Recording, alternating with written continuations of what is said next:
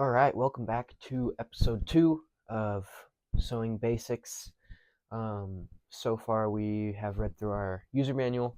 We have a basic comprehension of how to thread our machine, how to get the bobbin put in there, how to wind up our bobbin.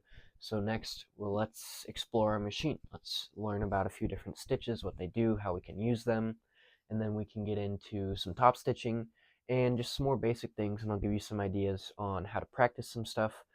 So let's break it down.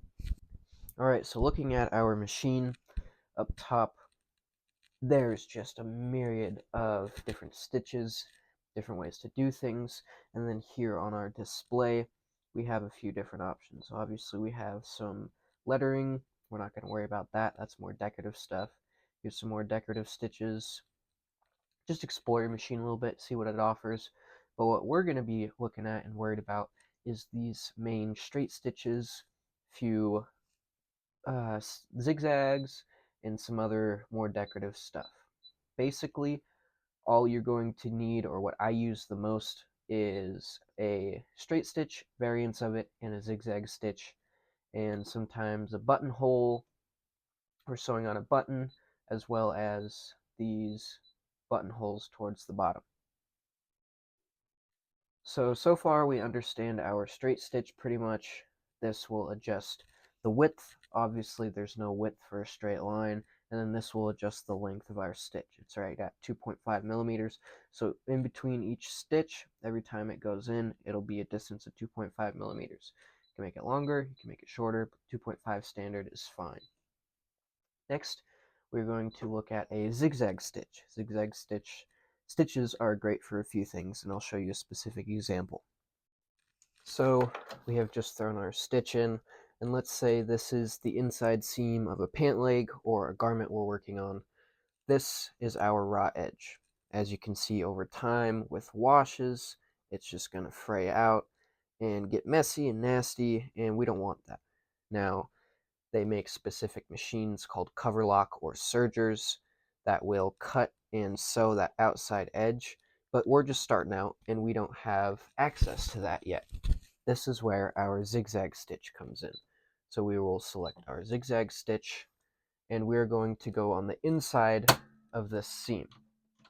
Now what we can do up here is adjust our width a little bit and our distance. If you want a super small zigzag, you can do so. If you want a wider one, you can do so, and you just want to mess around with it. Now the zigzag stitch is going to go the distance of 5 millimeters based off of our center mark on our foot. So when we press it, we can see that it is stitching right where we want it to. And again, just like our straight stitch, want to do a back stitch to lock it in place. Now what this is going to do is this is going to keep our material from fraying excessively. It will fray a little bit, and you can mess around with it, maybe throw it through the wash once you're done, and then cut off a little extra. And it also is a stretchy stitch, which is very useful for stretchier material. The stitch will allow the material to have some play in it, and it's just a great overall stitch. Now just explaining a few more stitches a little more in depth. This guy right here, 13, is going to allow us to put a button, so a button onto something, maybe a button-up t-shirt. It will show you the specific foot you need, and a lot of different stitches use a lot of different feet, and that's where we get into these different accessories that come with the machine. Again, your manual will detail every single stitch, how to do it, what foot you need. So again, I cannot stress enough, read through your manual, study it, annotate it, whatever you need, that's your best friend. Now here we have a kind of cover lock stitch. This is going to go along the outside seam and really hold in that material a lot more nicely than a zigzag would. Looking through, we've got some decorative stitches. Those are fun to play with. You can mess around with them. And then probably the most used besides that is these buttonholes. So with this, it will sew that right there. And again, you can just adjust how big it is, how small it is, how long it is, how short it is.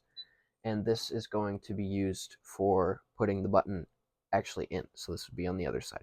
These are pretty much all the stitches I use. out of this entire machine, but that's really all you need to know. Now, in terms of what you can practice, or what I would recommend practicing after you understand your straight stitch and have messed around with some zigzags and whatnot, is I would focus on top stitching. Now I'm going to sew a seam real quick and I'll show you what that is.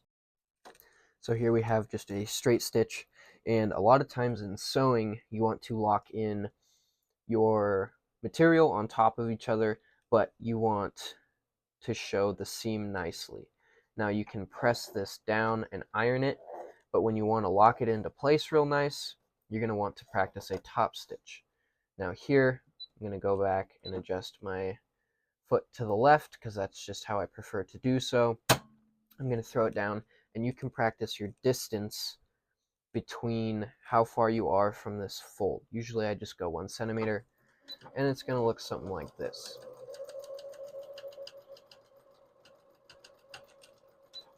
Again, back stitch at the start and the end of each stitch. And this is a basic top stitch. This is going to lock our material in place, and it strengthens it because it has 2 stitches instead of 1. And that is the basic of a top stitch. I would recommend practicing this a lot, as it's a good finisher, it looks really clean, and it strengthens whatever you are trying to make. Alright, this is pretty much the end of our second basics of sewing. This is a slightly shorter video just because, again, we're exploring our machine a little more, getting more in-depth, and practicing a few techniques like this top stitch, like our zigzag stitch to finish the inside raw edge of something if we don't have access to a cover lock. So I would recommend practicing your top stitch extensively, as well as exploring a little more of your machine in terms of decorative stitches, what you like, what you don't like. This is really when repetition and practice comes into play. These basic things, I can't tell you how many hours I have practiced them, can't tell you how many times I've drawn straight lines and sewn over them to get my straight lines going, but this basic stuff is going to be pretty much the bedrock of all of garment creating, bag making, all of the cool fancy stuff you want to get into. You need to understand your machine inside and out and how to do some of these basic stitches. And again, thanks for checking it out. This is episode 2 of I don't know how many.